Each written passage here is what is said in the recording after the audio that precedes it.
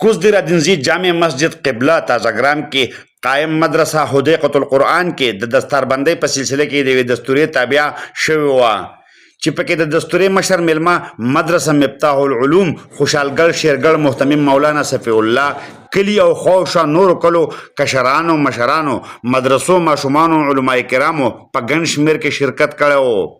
دستار فضیلت کې طالب علمانو د قاری فضل رحیم سره د قرآن شریف آخري سورتونو ویلو 15 ماشومانو د حفظ او 21 د ناظرې ختم قرآن سر ته ورسو.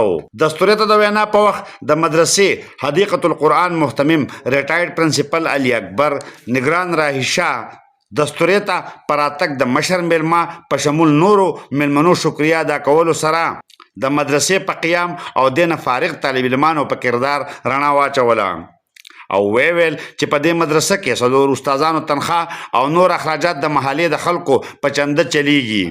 وینا کوونکو ویل چې سکول او مدرسه جدا نه دي ګڼل پکار. دوی ویل چې حکومت له پکار دي چې د سکولونو په شان د مدرسو استادانو ته هم تنخواګانې ورکړي. دوی ولس ته د مدرسې سره مالی مرستې اپیل کړی دی. یې اس طرح جماعت نه جوړ کړی، مدرسه نه جوړ کړی، اسپتال نه جوړ کړی، دا صدقه جاریه ده. دا انسان مړ بشي خو د قیامت پورې چې دا آبادي او دې نه خلک پیدا علي نو ستا په عملنامه کې به دې اجر او ثواب لیکلی کېږي.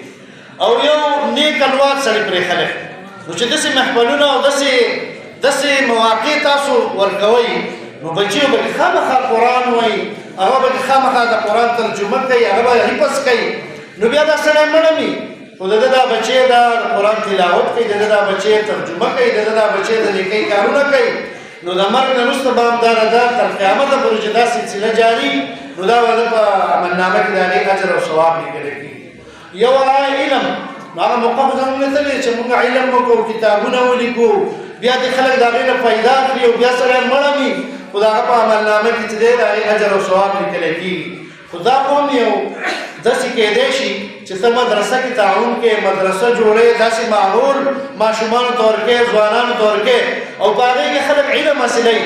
دغه شاګردان دغه علما پوش په پوش دا علم منتقل کوي د یو نه بل ته، د بل نه بل ته، د بل نه بل ته، دا سلسله به تر قیامته پورې جاري. نو ته ما ته به بیا نه یو خو د دې اجر او ثواب به زما او ستا په عملنامه کې لیکلی کېږي. په اسلامي نظامي تعلیم کې 2 تعلیمي ادارې نشته چې یو د مدرسه یو د سکول او یو د کالج او یونیورسټي. دا خو چې ګوره کله مسلمانانو په دې دنیا حکومت کوو یوه تعلیمي اداره وه د مسلمانانو او د دې نه چې به هلک راپارېږېدو نو دا په دې قدیم علوم هم پوهېدو او دا په دې عصري او جدید علوم باندې هم ماهر و. نو په دې ټوله دنیا د مسلمانانو حکومت الله کلام، د الله د کلام درس، د الله د کلام حفظ، د الله د کلام چې کوم دی نو ترجمه د هغې ناظره دغه خو یو خاص ډلې ته خلک نه رابلي، یو خاص شخصیت ته خلک نه رابلي. دا چې په کوم ځای کې نو موږ او تاسو به سره انشاءالله خپل کوششونه جاري ساتو که نه. په خپله وینا کې مشر میلمه مولانا صفی الله په ختم قرآن طالب علمانو ته مبارکۍ ورکولو سره زیاته کړه چې مونځ، ذکر الله او تلاوت قرآن سره نزدېکت کې راحت او سکون دی چې انسان ورسره الله تعالی ته نږدې کېږي او دغه زده کړه مدرسو کې ښودلی کېږي. باید چې مونږ مدرسو ته رجوع کړو. دستار فضیلت دستوره کې مشر میلمه حافظین قرآن ته او سید سلطنتیار وکیل شریف الله خان علي اکبر حاجی بغزمان او نورو ماشومانو ته سرټیفیکیټونه هم ورکړل. محمد اسرار، خیبر نیوز، تازهګرام، کوزدیر.